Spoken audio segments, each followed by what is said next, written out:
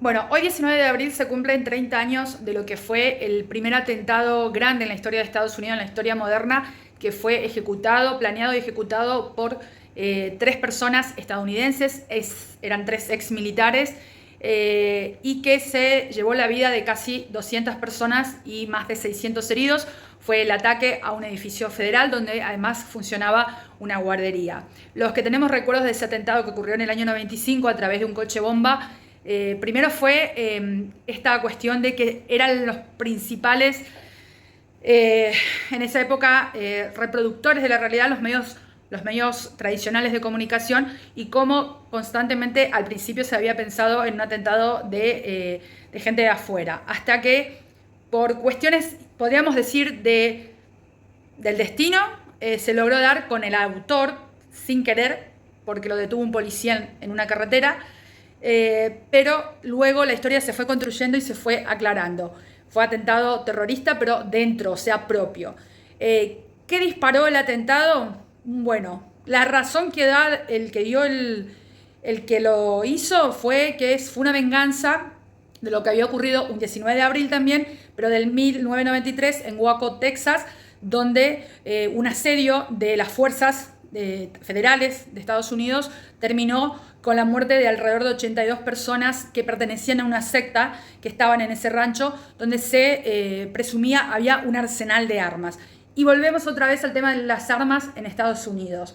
¿Qué pasó? Bueno, cuando pasó esto de Waco, esta persona que ya venía con un perfil desde la adolescencia, con un perfil de lo que considera el FBI un tirador juvenil, o sea, el que podría desencadenar una tragedia en una escuela o un colegio o universidad, se había unido al ejército, había vuelto de una campaña en Irak, y él junto con otros dos más que también habían pertenecido a su unidad, bueno, habían planeado y él ejecutado esta especie de venganza o de apertura que querían hacer sobre el tema del control de armas. Todo esto influenciado por el libro de un escritor neonazi. No voy a dar el nombre porque, bueno, ya estoy diciendo un montón de palabras que seguramente el algoritmo va a censurar. Pero bueno, hace 30 años ocurría este primer atentado, fue previo al 11S, para los que les gusta la historia.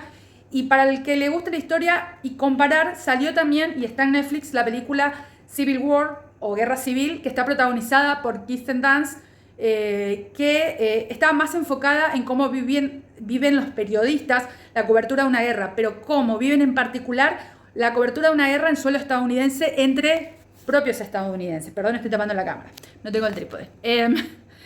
La verdad es que yo encontré la película primero, después el algoritmo obviamente me empezó a saltar, hoy es 19 de abril, sobre todo este tema del atentado de Oklahoma, que yo que recuerdo, tenía 15 años cuando eso pasó. Hay una foto muy particular que salió en todas las revistas y fue la tapa de un bombero con un niño, un bebé, porque había una guardería en el último piso. El atentado se comió prácticamente la mitad del edificio.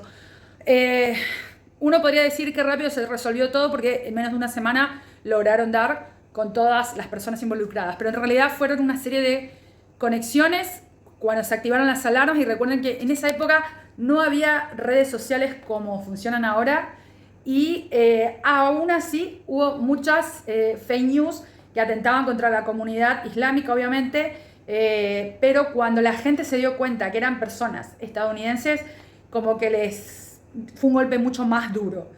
El 11S por eso quedó entre comillas sobre qué pasó, al margen de que después se fueron.